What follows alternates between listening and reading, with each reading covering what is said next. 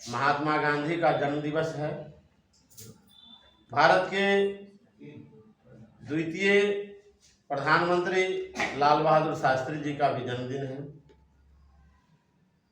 भारत के दोनों महान विभूतियों के जन्मदिन के पर आज की सभा की अध्यक्षता कर रहे परम आदरणीय हमारे विद्यालय के प्रभारी प्रधानाध्यापक साहब, मेरे विद्यालय के सभी सम्मानित सहकर्मीगण, मेरे प्यारे बच्चों एवं बच्चियों, आप सभी जानते हैं बहुत पिछली कक्षाओं से पढ़ते आ रहे हैं महात्मा गांधी के बारे में। महात्मा गांधी जी के पूरे जीवन वृत्तांत के बारे में आपको बचपन से भी अपने घर में, परिवार में, विद्यालय में सब जगह से बताया जा रहा है।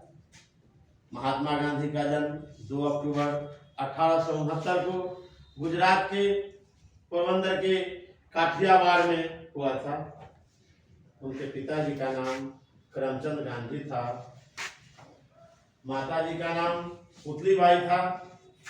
आप सभी जानते हैं ये काफी मेहनती एवं ईमानदार प्रवृत्ति के लोग शुरू से ही रहे हैं, लेकिन भारतीय समाज में जो शादी विवाह का सिस्टम रहा है, जो शादी विवाह का जो कुरीति रहा है, उस कुरीति से ये भी वंचित नहीं रह सके और 13 वर्ष की अल्पायु में ही कस्तूरबा नाम की कन्या से इनकी शादी हुई। ऐसा भी कहा जाता है कि यदि प्रारंभिक चरण में अगर किन्हीं का शादी विवाह हो जाता है तो वह विवाह उनके भविष्य के विकास के लिए बाधक होता है, लेकिन महात्मा गांधी ने यह सिद्ध करके बताया है कि विवाह चाहे अपने जीवन के प्रारंभिक काल में चरण में ही क्यों नहीं हो जाए, लेकिन इससे जीवन का विकास बाधित नहीं होता है।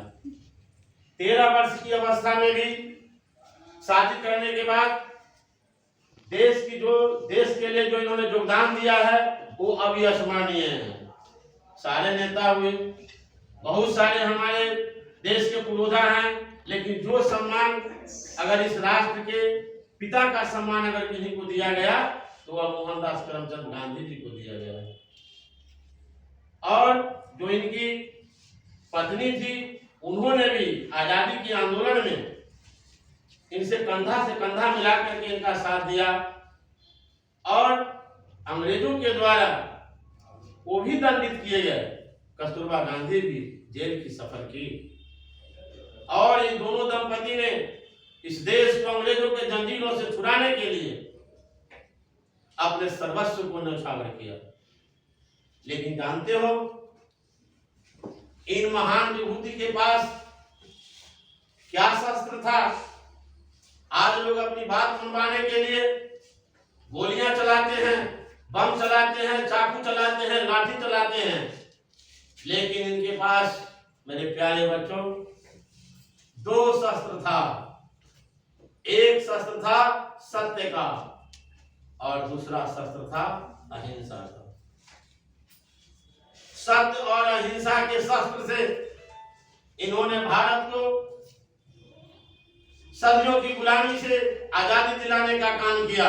आप सभी जानते हैं कि 200 वर्षों तक भारत पर अंग्रेजों ने शासन किया और लगभग 800 वर्षों तक मुस्लिम शासकों ने हिंदुस्तान पर शासन किया है।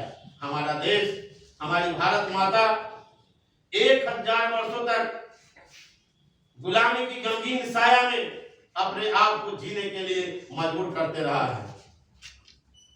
आज इन विभूतियों के चरण में हम श्रद्धा सुमन अर्पित करते हैं, हम वंदन करते हैं, इनका अभिनंदन करते हैं कि इन्हीं के महान कृतित्व एवं व्यक्तित्व के कारण हम आजाद हैं और आजाद हिंदुस्तान के उन्मुक्त गगन में मुक्त रूप से, स्वच्छंद रूप से विचरण कर रहे हैं, स्वच्छंद रूप से सांस ले रहे हैं। इस जगह पर महात्मा गांधी जी के बारे में मुझे एक पंक्ति याद आती है। मैं हिंदी का टीचर नहीं हूँ, लेकिन फिर भी एक पंक्ति याद आ रहा है जिसको आप लोगों को कहना चाहता हूँ। हम लोग कहीं पढ़े थे गांधी जी के बारे में कि तू कालोदधि का महास्तंभ, तू कालोदधि का महास्तंभ, आत्मा के नभ का तुम केतु, बापू तू मर्त अमर्त भू नभ का महासेतु, तू कालोदधि का महास्तंभ आत्मा के नभ का तुंग केतु। बापू तू मर्त अमर्त भू नभ का महासेतु, तेरा यह विराट रूप, तेरा यह विराट रूप कल्पना पट पर नहीं समाता है, तेरा यह विराट रूप कल्पना पट पर नहीं समाता है। जितना जो कुछ कहूं मगर कहने को बहुत कुछ शेष रह जाता है, बहुत कुछ शेष रह जाता है। हमारे प्रधानाध्यापक साहब भी हैं, हमारे बहुत शिक्षक शिक्षिका भाई बहने हैं, उन सबों को भी मौका दूं। मंच को अकेले नहीं यहाँ पे रखूं, इसलिए मैं अपने वाणी को विराम दूं। इससे पहले मैं इनके लिए एक पंक्ति और कहना चाहूंगा और कह के अपने वाणी को विराम दूंगा कि शहीदों के मज़ारों पर लगेंगे हर बरस मेले, शहीदों के मज़ारों पर लगेंगे हर बरस मेले। वतन पे मरने वालों का यही निशान होगा, यही निशान होगा, यही निशान होगा। जय महात्मा गांधी, जय शास्त्री।